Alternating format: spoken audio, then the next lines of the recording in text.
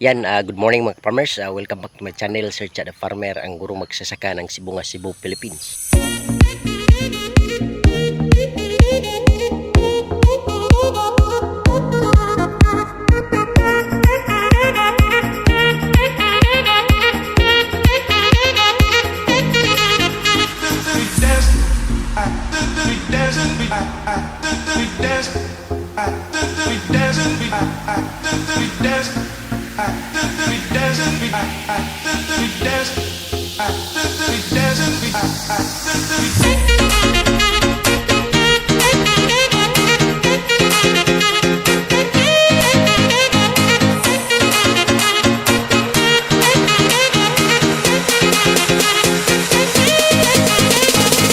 And if you are new to this channel mga farmers, please don't forget to subscribe and click the notification bell in order for you to be notified with my coming videos. Thank you and enjoy this vlog.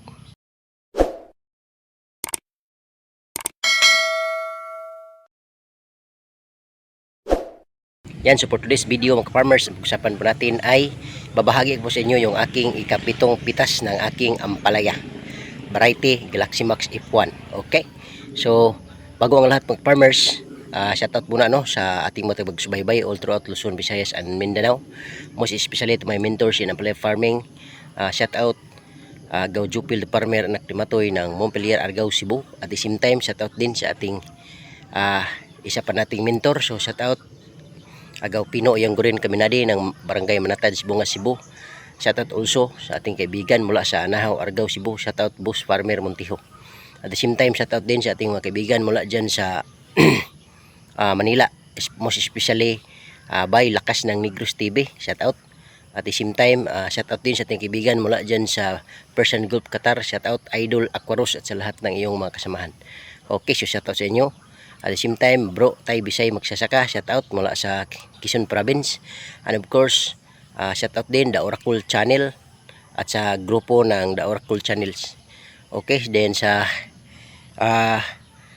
kaibigan din natin sa Bohol, shoutout Sir Achilles Roy Miro.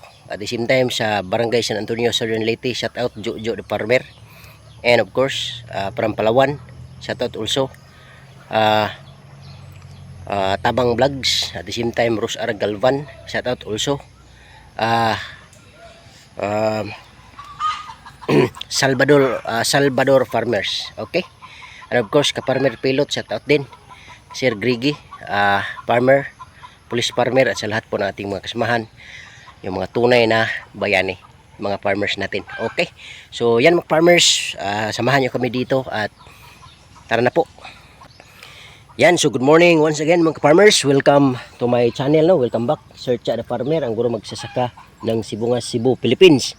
So for today's video mga farmers, sa vlog na to ay babahagi po sa inyo yung aking ikapitong pitas ng aking Galaxy Max F1 ampalaya. Edad ng ating ampalaya is 62 days because today is August 26, 2024, National Heroes Day. So sino ba ang tunay na hero? Yan ang tanong. Aside from our heroes, Dr. Jose Rizal at sa iba pa, sa ngayon sino ba ang tunay na hero mga farmer, mga ka-farmers? So wag nating kalimutan mga farmers, ang mga tunay na heroes ngayon ay ang mga magsasaka. Heroes in the sense na sila yung nagpapakahirap,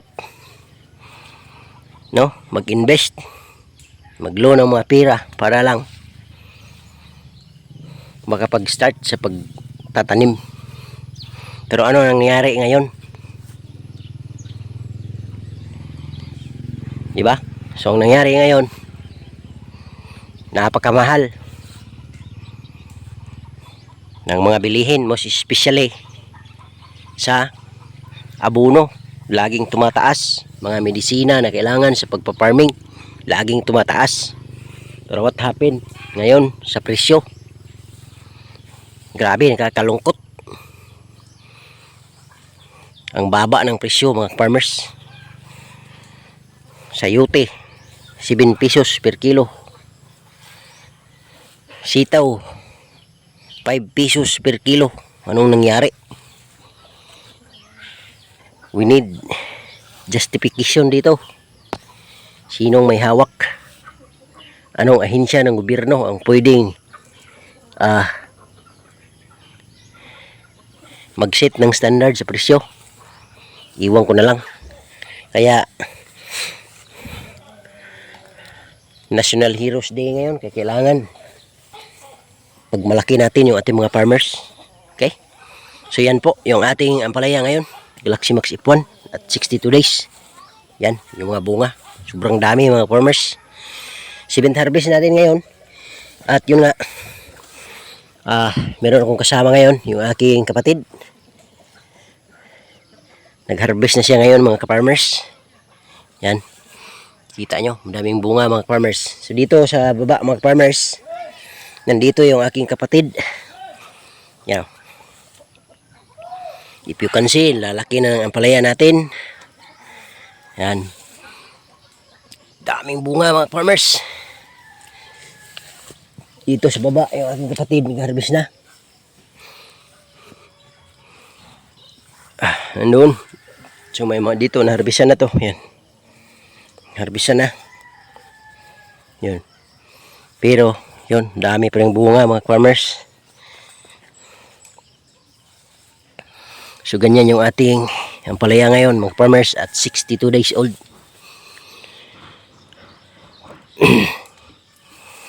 Tips, paano ba? Maparami yung bunga at saka mas mapadali yung kanyang tubo. Okay? Number 1, kailangan management natin maganda. Okay? So sa ngayon mga farmers na nasa 7th harvest na tayo, ang gagawin natin is pakain sa ampalaya every after harvest. Okay? Standard, pwede rin every 4 days or every 3 days. Application ng liquid fertilizer, drenching.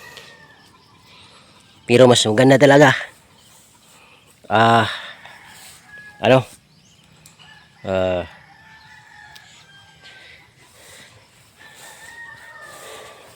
papakain sa ampalaya every after harvest talaga mga farmers. Halimbawa ngayon, Monday, after this one, mamayang hapon,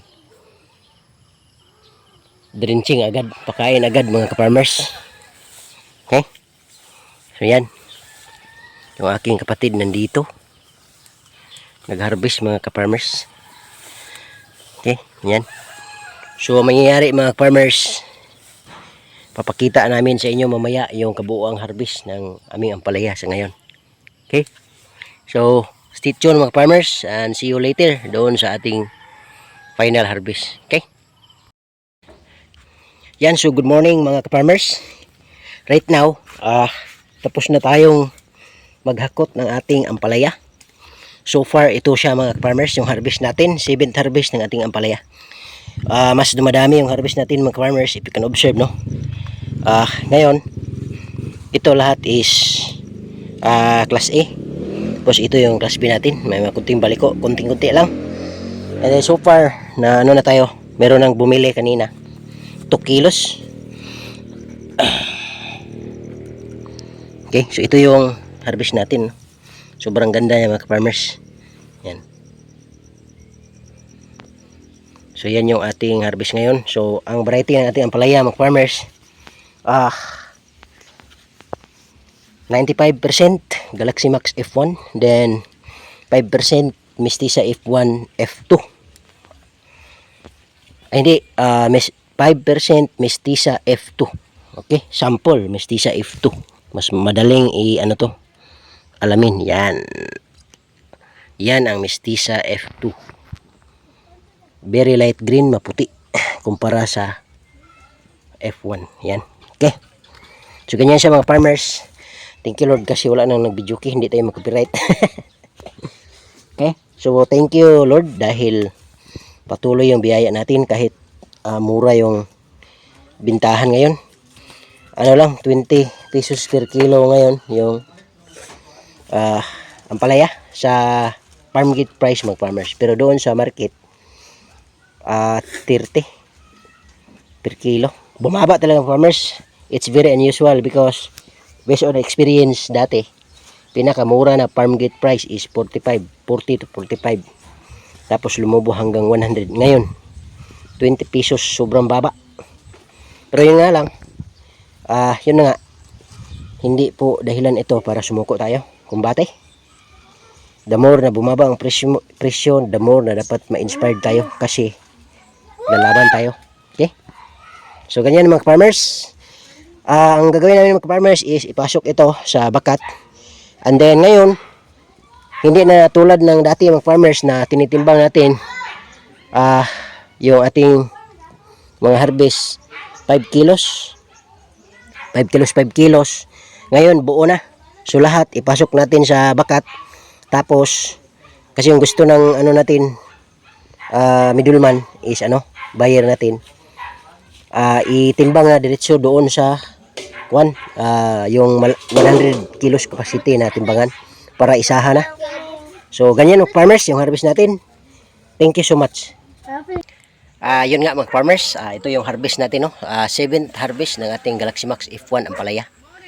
So hindi pa natin alam mga farmers kung ilang kilo ito dahil hindi pa po natin natimbang. So mamaya pagdating ng buyer tsaka natimbangin ito kasi papasok natin sa bakat tapos diretsuhan na, no? Yung pagtimbang isang bakat sa isang timbangan. So mamaya makikita natin mga farmers.